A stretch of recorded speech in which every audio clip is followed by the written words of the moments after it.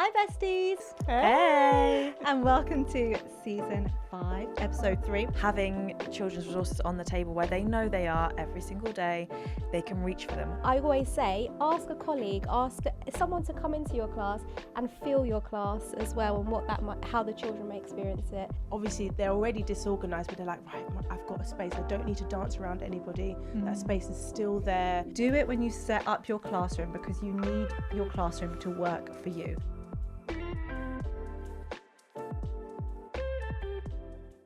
Hi besties! Hey! And welcome to season 5, episode 3. We're talking all things classroom by design. And in this episode, we are looking at Organisation 101, which I feel like doesn't get enough airtime because just me, clearly, have made many errors with this. I was asking you girls if you had, and there wasn't really. It was crickets. So I will share mine.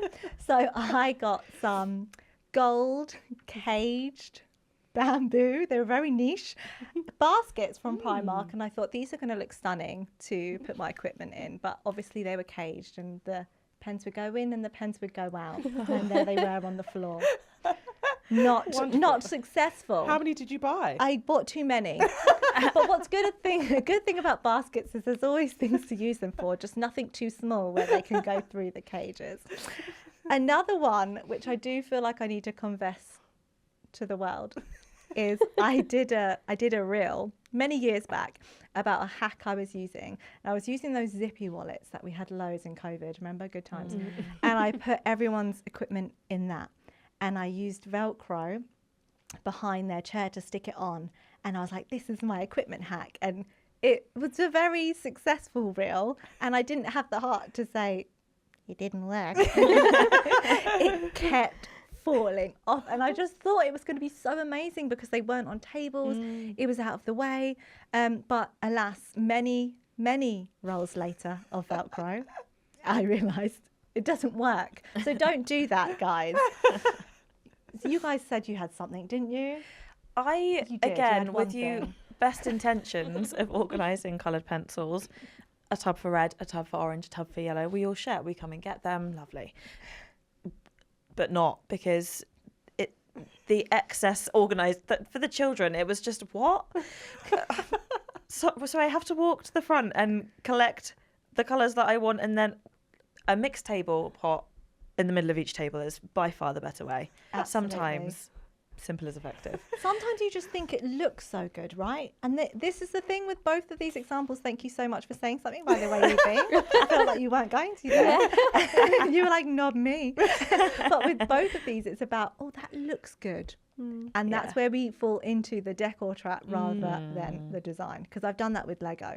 And it makes no sense. Why children want to play with Lego, they don't want to categorise it. So let's get into some snackable science. Go on, Soph. Yum, yum, yum. Oh dear.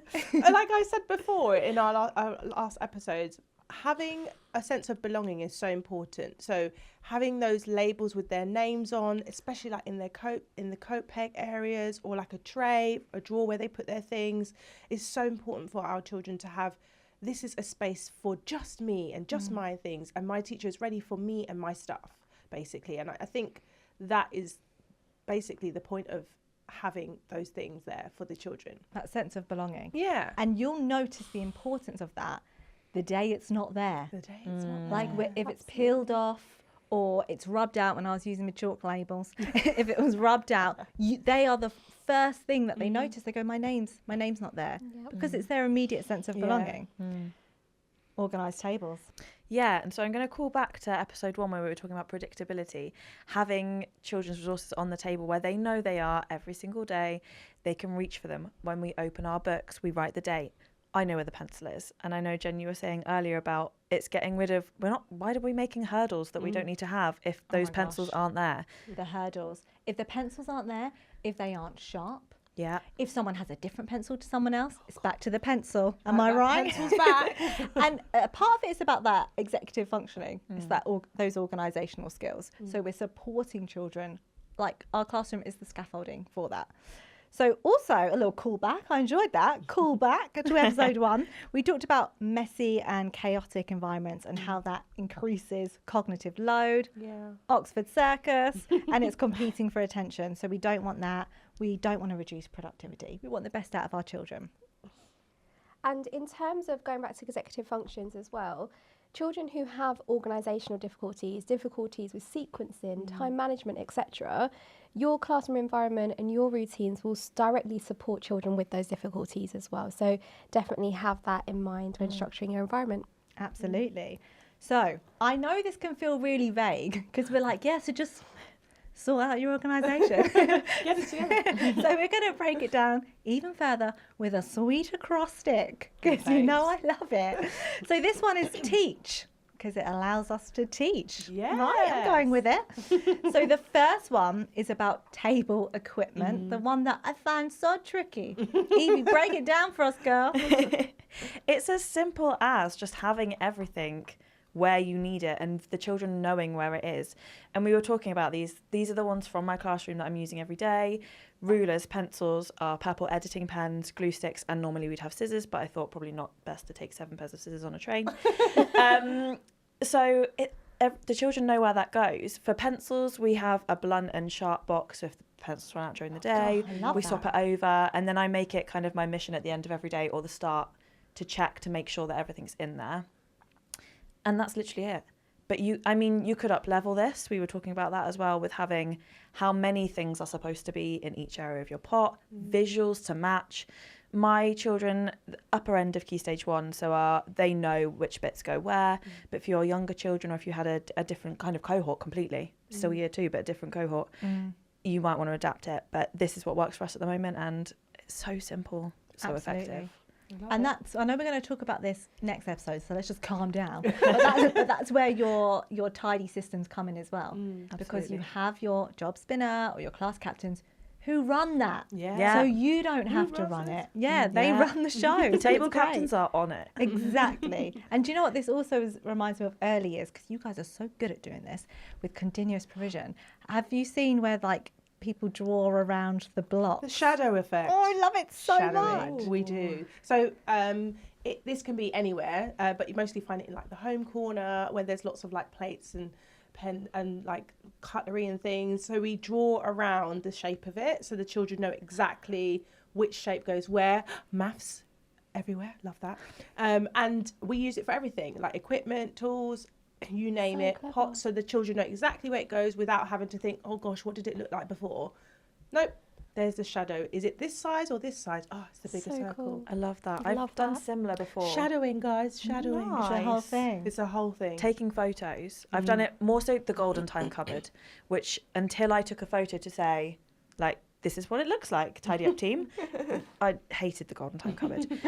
But now, it's just a photo of it inside the cupboard, love but it that. shows them how it was all stacked because it is like a bit of a game of Tetris. Yeah. But it's easy I'm now. not going to lie though, I would use the shadowing with that caddy Yeah. on the table. Because is it just me? Like, why is it off centre? In my tidy up routine, it's very much, thank you. I love that. So the next one is E for equipment, and that's for all of the other things. There are lots of things. There's dice, there's base 10.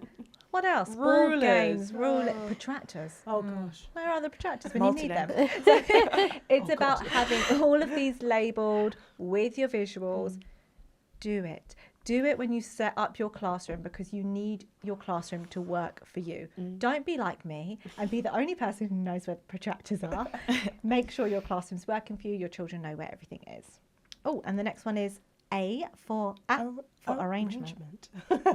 So again, that's just like making sure that your tables, your chairs, or your carpet space is arranged so that everyone can access it. So whenever I deliver EYFS training, I always say to the staff, once you've set up your classroom, sit in every chair or be in every space and just think, can this child see the whiteboard? Can they see the interactive whiteboard?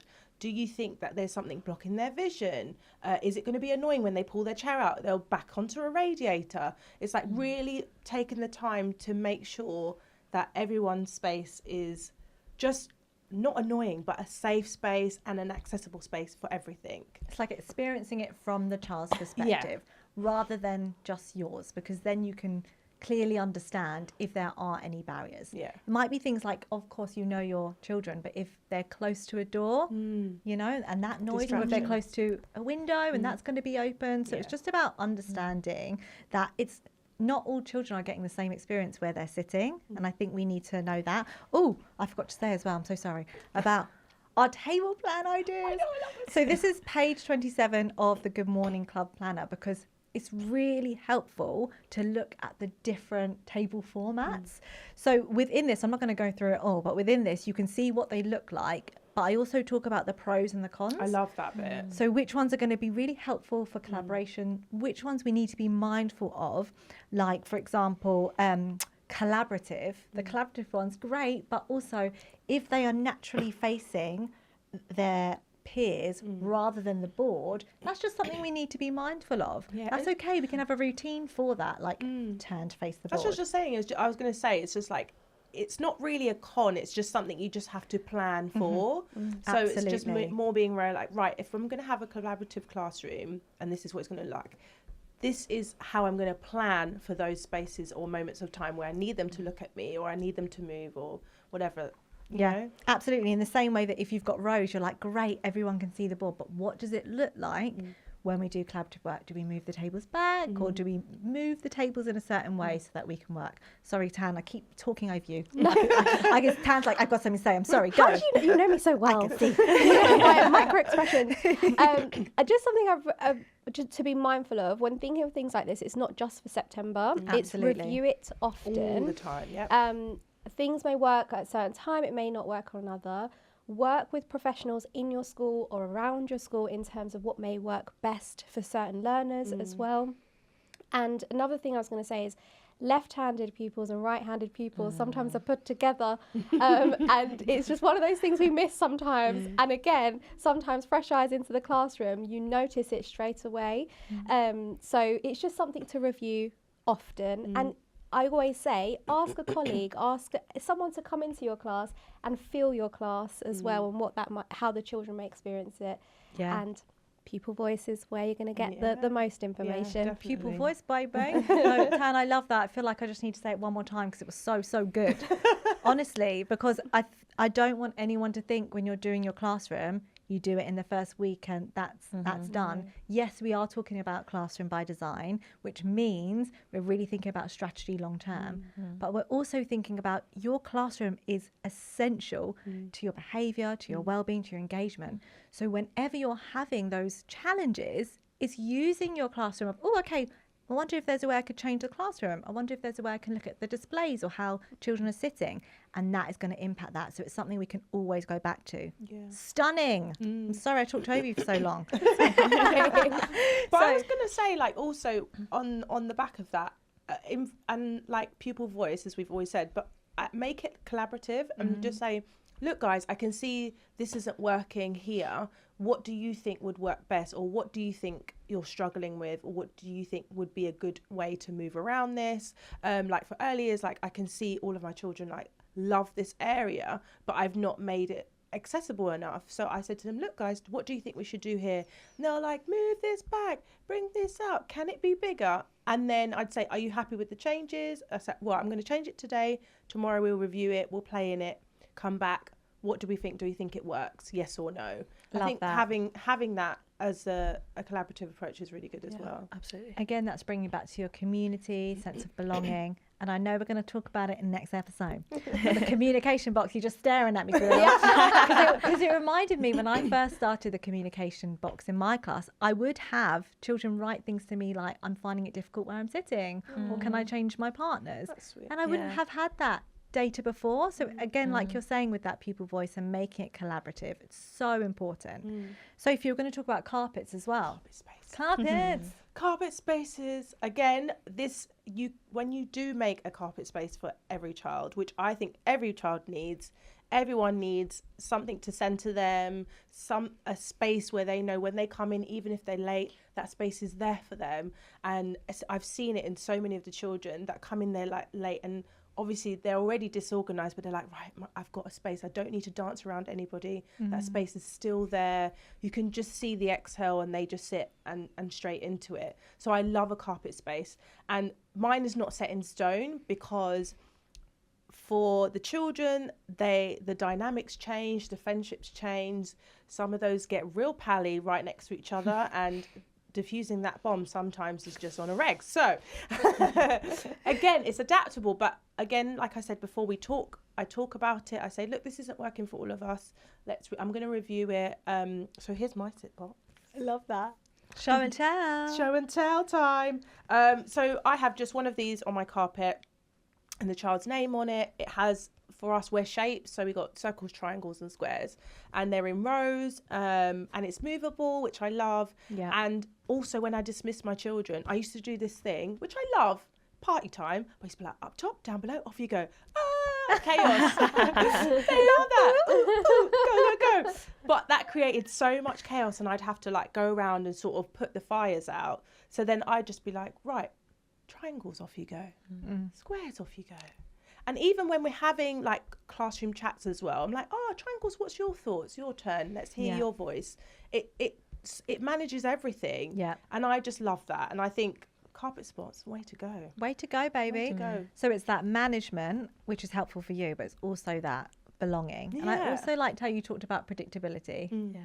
Call back to episode 1 again, because it's, and I talk about this a lot in training about a child.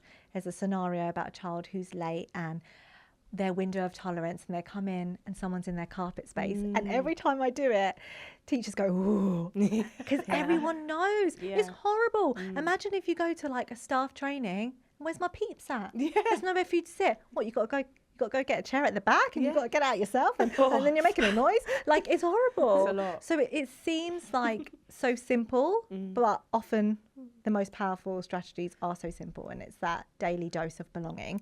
And I also wanted to do a little shout out again to the TGMC planner, because on page 26 you've got map out your carpet space, and I love this because this is genuinely what I would use, because I can't just have one piece of paper where I write their names. No, honey, that's not good for the trees. So the way that you do this is you do the photos, or you do little sticky notes, and then you move them around, because we know we need to move them around often. But it helps you. It's a really easy way to practically do that. So Tanya, we're going to talk about home zones as well. Yeah, We're so- still on the design code, by the way. So we've got teach, table equipment, arrangement, carpet, home zones. Home zone. So I think there's a lot of discussion around calm spaces, and I know again there may be some misconceptions that it's a nice little pretty corner in a classroom, but actually, what is the function of a calm space? Why have we thought of this? Why is there research regarding this around? We've spoken about belonging. We're also talking about regulation for our learners as well, and a safe space to be able to do that. If a calm space isn't doable in your classroom due to varying factors, it may be that you can have an area that elicits the same response. For example, your reading corner can have that same response as well. Jen and I were talking about restorative tables. I know I've been working with a school. Again, we have a space, a chair, a table, just an area where that's what we're doing. We're looking at calm, we're looking at home zones, where we're just thinking about regulation as well. And we're thinking of doodle walls, sensory walls, areas like that where we can just take a break as well. So it doesn't need to be the beautiful corners. Sometimes it's just not doable as well. And Jen, I know we'll talk about priming your brain, and I loved what you were sharing about that as well. Yeah, it's just about having areas of the classroom where you almost have like agreement and understanding with your children of what happens there. And that way, again, it's doing the work for you, because children, it primes their brain for what happens when they go there. So I was saying I had a calm space, but I also just had, a restorative table. It's just a table, my loves. But I just, it wasn't anything fancy. I didn't have any drapes or anything. It was just a table, and I had some of our core resources coming up in next episode. But what was really key for my children is they knew the calm space. That's where parasympathetic, that's honestly where I'm just finding my calm. And the restorative table, that's where we're going to talk about it. That's where we're going to find a solution together. So when children are going to that table, it's priming their brain. They know what's happening. Same if you've got a small group table. You know, if you're going in a small group, right, we're ready to talk, going to be working with Miss Foster. It's a different energy. Do you know what? I actually had once in my room, like a quiet table. I was thinking about carriages on the train because I had, again, it came through with the communication box. I had a mixed ability partners, and one child liked to sound out and one child liked absolute silence. Who's wrong? No one. But it's difficult to do that together. So I was like, right, when we do writing, this is the silent carriage. This is the one who's, they're not speaking, they just love it. Absolute silence. This is my sound out crew. They're sounding everything out. They got their sound mats, and maybe they got the sound buttons. So it's thinking about, okay, it's a different vibe, and children know what's happening at their different table, which is great to achieve in your classroom. Another thing that you could do is that even if it isn't that you've got an area or it's just in the classroom, you could even have a prompt or a visual to create that space. So for example, it could be blue tacks under the tables, for example. So that regulation discussion, that being able to get calm or just to have a pause, that could be the prompt indicator. So that table that they're on becomes that station as well. So it can be movable. Yeah. Absolutely. Fidgets on the table as well. Yeah. Like I do this with trainings. Obviously, we know this. We love it. But there will be some adults who will use the fidgets the entire time and some who don't touch it. Yeah. And that's the same for the classroom. So if you know that, and if your children know that, and you're supporting that metacognition and reflection, it's a fidget table. And again, that's just priming your brain. So that is our Teach design code, but we wanted to have a moment to talk about our own organisation, because you gals are a hot mess. So I recently spoke about using a clipboard, which I loved. Yeah, I have to. I cannot teach without my clipboard. So my clipboard would have everything. It would have like my lineup order. I'm doing that. It would have any like deadlines or things that have been given to me in briefings, but like letters from parents. I just put it on my clipboard. Everything would be on my clipboard, and that would help me with my organisation. Otherwise, it would be everywhere, and I'm like, babes, have you seen that piece of paper? Like in Devil Wears Prada. Where's that paper I had last Tuesday? So that's me. What were you guys? I'm notice board. Oh, notice board. Notice board. I love a notice board. It has everything, like my emergency register or my class list, or like those tick lists to make sure everyone's done their work, or just information for myself. And it was just a small board that I have in front of me, and it's just tacked up because I don't like stuff on tables, because my children, can you just keep it for a second? So rather than having my stuff everywhere, it's like buildings and models and stuff. But then where does my stuff go? So I have a notice board with little pockets in that I just put stuff in and just pull out. And it takes away that cognitive overload. Yeah. Paper? Yeah. And also like for when I'm being covered, it's just up there. It's not, they have to, it's under that pile of Lego, which has like, Theo's name on it. You could exactly. It's all up there. It's all up there. Evie, you had a niche one, didn't you? Yeah. And we love you for it. Boxes and baskets. That's my place. In particular, my favourite box that I have was 70p from B&M, and I keep my blue tack in it. And it's changed my life. And I always know where my blue tack is. I'm not a person that can live life with bits of blue tack just on a whiteboard ready to just grab when you need it. That's moi. It's Me not too. me. Chaos. So it lives in a box, and it's just amazing. It just keeps it organised. But that's just one of the many things I keep in boxes that I always know where it is, and people covering me do always say, I can always find the stuff. It's great. I can just imagine Evie walking the aisles of B&M, pure bliss. Oh, yes. Did you have one, Tan? Yes. So in regards to the amount of priorities that come in the year in our own organisation and our to-do lists, for example, we will have different ways to record those. And like this time of year, if you're anything like me, it's on a million post-it notes. But my lovely friend on her lovely planner has given us lots and lots of space to be able to prioritise and do what we like to do. Shall I be your assistant? Go on, thank you so much, my left hand. What page is it on, Jen? It is page 78. Page 78. Use it. It's there in one place, and you know where it's a go-to, and then you can put it in a lovely little corner, Yeah. ready to open for next time as well. But you will find your flow in terms of organisation for yourself, but there's going to be little waves of lots of things to prioritise at the same time. So why not yes. use your planners to do that? I think it's safe to say we gave classroom organisation the airtime. Yes, we we did gave the it. people what they We wanted, did. hopefully. So to round up the hinder, Evie. The hinder. Saying things like, off you go, and a callback to a previous season, I think, where I said, chaos in the classroom, where I just said, go and get ready at the end of the day. Go and get ready. Go and get your things. You know what to do. Phew. I mean, they did, but all at once. Yeah. And it was too much. So, yeah, the hinder. And the help. And mine, as I've said, number 3, your classroom is your third teacher. So it's all about just making sure that you're just allowing space for that management. And it's not here, it's in the classroom, rather than saying, oh, you can go to this cupboard on this shelf. No, it's all organised because the classroom is your third teacher. Love it. And don't feel like you have to memorise anything, because we have the ultimate TGMC Classroom by Design checklist that Evie is wiggling her fingers at. And you can find it all at www.tgmc.uk. TGMC.uk. Bye, besties. Bye.